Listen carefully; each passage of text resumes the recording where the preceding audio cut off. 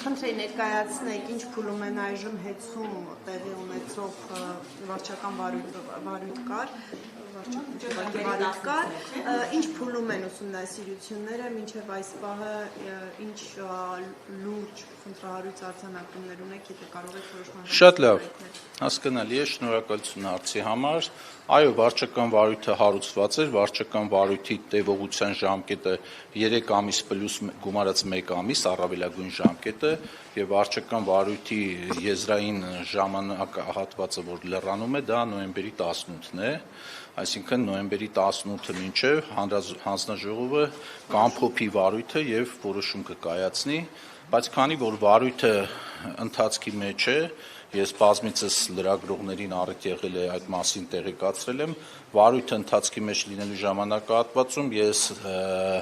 իրավասու չեմ եւ իրավունք չունեմ վարույթի վերաբերյալ դիրքորոշում հայտնելու, ինֆորմացիա հրապարակելու, կխնդրեի այդ իմաստով եւս մի քանի օր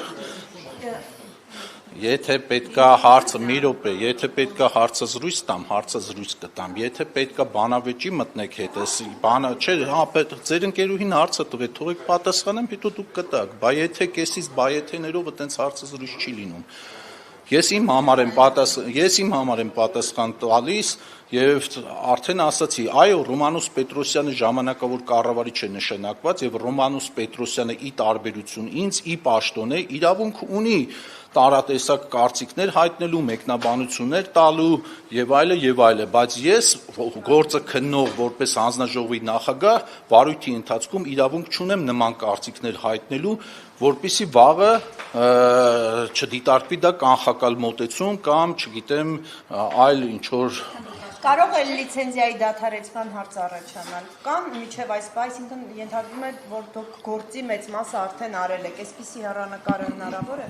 Ուրեմն ցանկացած վարույթ առնվազն ունի մի քանի ելք, 3-4 ելք, նկատողություն, տուժտուգանք, վարույթից զրկել կամ վարույթը կարճել։ Հիմա թե որը կլինի,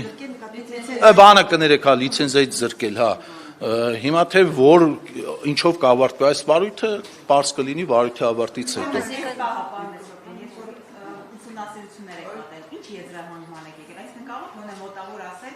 Ոչ, չեմ կարող։ Եվ ընդհանրապես դուք կաշկանդված չեք արդյոք,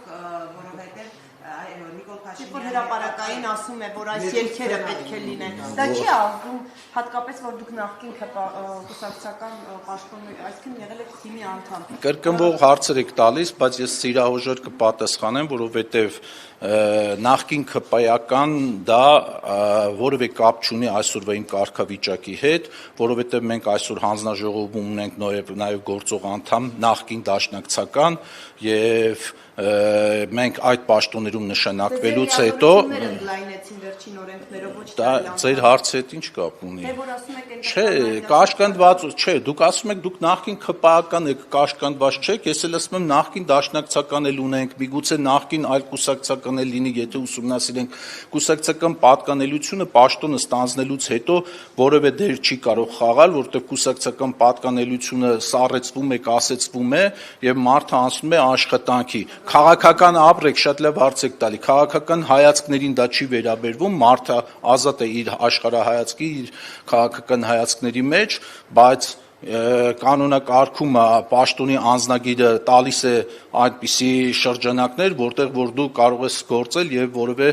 այդպես ասած կաշկանդվածություն կամ ինչ որ ճնշումների չենթարկվել։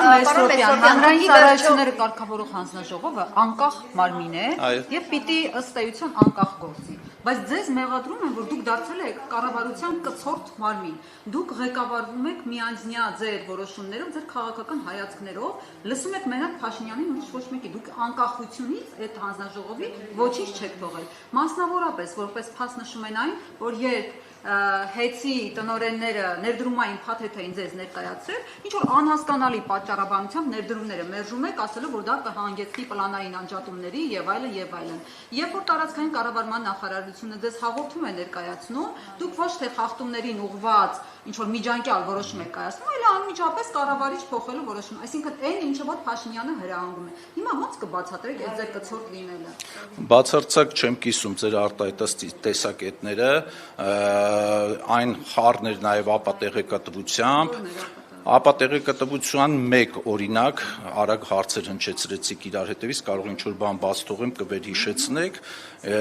հեծի 25 թվականի ներդրումային ծրագրերը, երբ որ մենք հաստատում էինք, այդ ժամանակ դեռ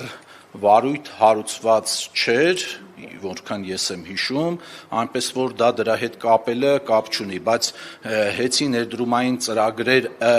որ մենք չենք հաստատել այն չափով,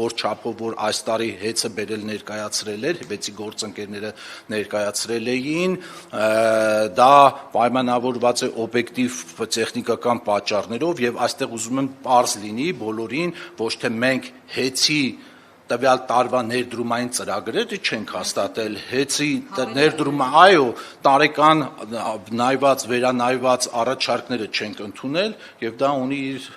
բաները, պատճառաբանություններ տեխնիկական։ Հետո չէ, անաս փող են ներդնում խնդիրները, որ լուծեն, այսպես ասած, ու չեք թողում, որովհետեւ հեռահար նպատակներ կար արդեն Փաշինյանի պլանները, այդպես չի, եթե այդպես չի, փաստ ներկայացնում։ Չէ, դա այդպես չի։